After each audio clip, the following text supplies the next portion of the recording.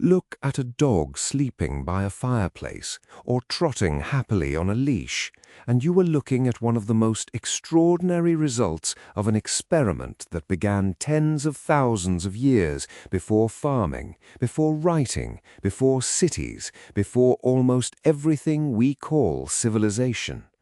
Because the dog did not simply appear. The dog was made, slowly and without anyone planning it, out of one of the most dangerous predators our ancestors ever faced. Today, we are going to uncover how ancient humans turned the wolf into the dog, what the latest DNA evidence reveals about when and where it happened, and why this single relationship may be the oldest and deepest partnership our species has ever formed. Start with the raw material because it is almost unbelievable. Every dog alive today, from the tiniest lapdog to the largest guard dog, descends from the gray wolf. Not a gentle, friendly ancestor, but a powerful pack-hunting carnivore, the kind of animal that early humans had every reason to fear and avoid. For two creatures like this to become partners, something genuinely strange had to happen, and the evidence suggests it happened deep in the Ice Age, during one of the harshest stretches of our planet's recent history, when both humans and wolves were struggling to survive in a frozen, unforgiving world. So when did it happen? Here, the science is genuinely fascinating and also genuinely uncertain, and it is important to be honest about that. Different lines of evidence give different dates, which is why you will hear a range rather than a single number. Genetic studies that compare the DNA of dogs and wolves suggest that the two lineages split somewhere between roughly 20,000 and 40,000 years ago. One major study, based on the genomes of ancient humans and dogs, proposed that dogs may have been domesticated in Siberia by around 23,000 years ago, possibly while both people and wolves were isolated together during the brutal cold of the last ice age. Meanwhile, the oldest remains that scientists can confidently identify as true domestic dogs, confirmed by ancient DNA, come from sites in Europe and Turkey dating to roughly 14 to 16,000 years ago, a time when every human on Earth was still a hunter-gatherer and agriculture did not yet exist. Notice what that timing tells us. Dogs were domesticated before farming. This is a crucial point that overturns an old assumption. People once imagined that humans tamed animals only after they settled down to farm, but the dog proves otherwise. The partnership between humans and dogs was forged by wandering hunter-gatherers, not settled farmers, which means it is older than the entire agricultural way of life. The dog is not a product of civilization. The dog helped make civilization possible. But how did it actually happen? How does a feared predator become a trusted companion? Here, scientists have a compelling theory, and it flips the story you might expect. The most popular idea is not that brave humans captured wild wolf cubs and forcibly tamed them, though that may have played a part.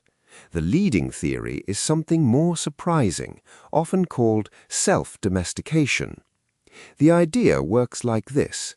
Wherever humans gathered, they left waste, scraps of meat, bones, and leftovers from the hunt. For a wolf, approaching a human camp was terrifying and risky. But the boldest, calmest, least fearful wolves, the ones whose nerves let them creep a little closer to grab an easy meal, gained an advantage. They got more food with less effort. Over many generations, this quietly selected for wolves that were naturally less afraid of people and less aggressive toward them. The friendly wolves ate better, survived better, and had more pups who inherited that same tameness. In a sense, the wolves that became dogs chose us as much as we chose them. This idea is supported by something written in their genes. When scientists compare the genomes of dogs and wolves, they find changes in specific genes linked to sociability and to the absence of social fear. Some of these genetic regions in humans are associated with unusually friendly and affectionate behavior. In other words, the dog's most famous trait, its eager willingness to bond with us, is not just training, it's built into their biology, the product of thousands of years of selection for animals that wanted to be near people. That's why a dog will look into your eyes and form an attachment that a wolf, however well raised, almost never will. Once this partnership took hold, it transformed both species. For the humans, dogs were a revolution in survival. With their extraordinary sense of smell and hearing, dogs could track and corner prey far better than people could alone, making hunts more successful and conserving precious human energy. Their keen senses turned them into living alarm systems, warning the camp of approaching predators or strangers in the dark. They guarded, they herded, and they offered a kind of companionship that clearly mattered, because archaeologists have found ancient dog remains carefully buried right beside human skeletons, sometimes with obvious care. One ancient dog appears to have been looked after by people even while sick, which tells us these were not just useful tools, but valued members of the group, creatures whose lives meant something to the humans they lived with. And the relationship went both ways. Dogs gained a reliable food source, shelter, protection, and a place inside human society, a far safer existence than the harsh, dangerous life of a wild wolf. As humans spread across the world, dogs traveled with them. The genetic trail shows ancient dogs moving alongside human groups, their journeys mirroring ours so closely that the spread of dogs maps onto the spread of people. When humans crossed into the Americas, dogs very likely came too. Wherever we went, our oldest companions came with us, a partnership so tight that the two species' histories are woven together. It is worth pausing on just how remarkable this really is. Of all the animals on Earth, the dog was the first that humans ever domesticated. Before the sheep, before the cow, before the horse, before the chicken, there was the dog. And unlike most of those later animals, which we tamed mainly for meat, milk, or labor, the dog was something different from the start, a true partner in survival, and, it seems, a genuine companion. The bond was so deep and so early that it shaped both species. We changed the wolf into the dog, softening its body, its temperament, and its very genes. And the dog, in turn, changed us, giving our ancestors new powers of hunting, defense, and warning that helped them thrive in a dangerous world. There is a detail in all of this that often gets lost, and it is worth slowing down for because it reveals just how blurry the early stages of this transformation really were. For a long stretch at the very beginning, an early dog and a wild wolf would have been almost impossible to tell apart, both in their bones and in their behavior. The physical differences we now take for granted, the floppy ears, the curled tails, the wide range of sizes and shapes, took thousands of years to emerge. This is part of why pinning down the exact moment of domestication is so hard.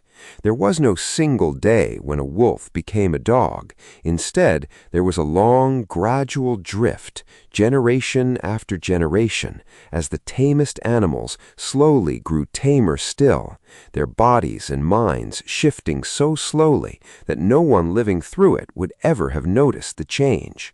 Domestication was not an event, it was a process, stretched across a span of time longer than all of recorded history combined. That slow pace also explains why scientists are still debating exactly where it first happened, and even whether it happened more than once. Some evidence hints that wolves may have been drawn into human life in more than one place, with one early branch in Europe and another in Asia, though not all of those experiments necessarily survived to shape the dogs we know today. The honest position is that the full map of dog origins is still being drawn, with each new ancient genome adding another piece to a picture that grows richer and more complicated every year. What is not in doubt is the depth and the antiquity of the bond itself. It is also worth dwelling on just how unusual the dog is among all the animals we have ever brought into our lives. Every other domesticated animal came later, and most of them we tamed for what we could take from them: their meat, their milk, their hides, their muscle. The dog was different from the very beginning. We did not domesticate the dog to eat it. We domesticated it, or rather, we met it halfway, as a partner in the work of living, a hunter, a guard, a companion. That makes the human-dog bond unique in the long history of our relationships with other species. It is the oldest and in many ways the warmest, and it was built not on what we could extract from the animal, but on what we could do together. No other creature has shared so much of our journey for so long, or shaped us so deeply in return. So when you look at your dog, or any dog, you are seeing the living result of one of the oldest stories our species has to tell.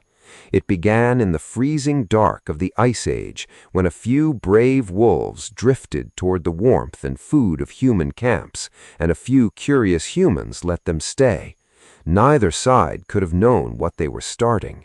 Out of that uneasy meeting between predator and person came a friendship that has lasted longer than any nation, any religion, any written language on earth. The dog is not just an animal we happen to keep. The dog is a piece of our deep past, alive and breathing, a reminder that we have never truly been alone. We had a partner at our side long before we had anything else. And that partner is still here, tail wagging, waiting by the door.